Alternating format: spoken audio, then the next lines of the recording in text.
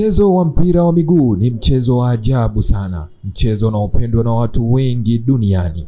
Hakika kuna wachezaji wengi walioingia uwanjani na kuweka alama zao, nyingi za kufurahisha, zingine za kukarahisha. Unamkumbuka Diego Costa? Diego Costa, mtukutu, fundi wa mpira, mwenye kila kitu uwanjani. Mchezaji huyu utamtambua kwa jambo moja tu: mpira ukiisha ni aidha umpende au umchukie. Mtindo wa uchezaji wa Diego Costa ni mojawapo wa mbinu kali zinazozua mijadala mikubwa ya soka la kisasa. Hakuwa tegemezi tu kwa ujuzi wake na kipaji chake cha asili. Mbinu yake ilijengwa juu ya vita ya kisaikolojia, udhibiti wa kimwili na mtazamo usiosukuma, ambapo ulimfanya kuwa mzigo kwa walinzi. Mtindo wake wa kucheza mara nyingi hufupishwa kwa usemi mmoja tu: umpende au umchukie. Hapa kuna mstari wa hadithi nyuma ya mtindo wa uchezaji wa mkali huyu wa soka wa Hispania.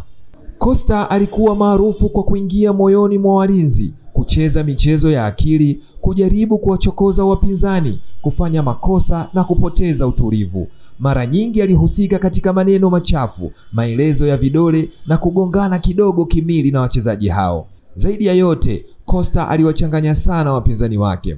Hakuwa akijaribu tu kuwachochea walinzi, alikuwa akijaribu kimkakati kuathiri mchezo wa upande wake na kuwafanya wapoteze akili na utimamu wa kuelekea kwenye mchezo. Alikuwa na uwezo wa kutumia mikono, kutumia mwili wake kuzuia walinzi na kufanya mchezo usionekane kawaida, uonekane ni mchezo hatari kama masumbwi. Vyote hivi Costa alivifanya huku akitabasamu. Anapokuwa na mpira, Diego Costa alikuwa maarufu kwa mbio zake huku kichwa kikitazama chini. Alijichoma katika hali za kila aina na kuutanguliza mwili wake kwanza kabla ya mpira. Alikuwa ni kama anataka kujaribu kuvuka mipaka ya akili za walinzi, kuwabana na kufanya makosa ya kibinadamu. Mbio zake kila mara nyingi zilisababisha walinzi kufanya makosa na kuanguka makusudi ili kujipanga upya.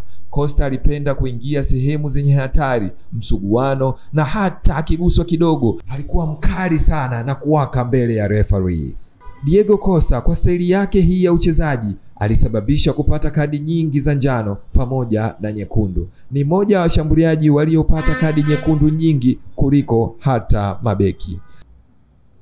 Kwa kumalizia, mtindo wake wa kucheza Diego Costa kwa dhoruba, usiokoma, usiotabirika na wenye hatari, lakini chini ya migogoro yote, kadi za njano na machafuko, kulikuwa na akili ya soka iliyomfanya awe mchezaji mwenye uwezo wa kuongoza mbele ya mabeki. Mtazamo wake washinda kwa gharama yoyote ulimfanya kuwa hadithi kwa wale waliopenda soka la kusisimua.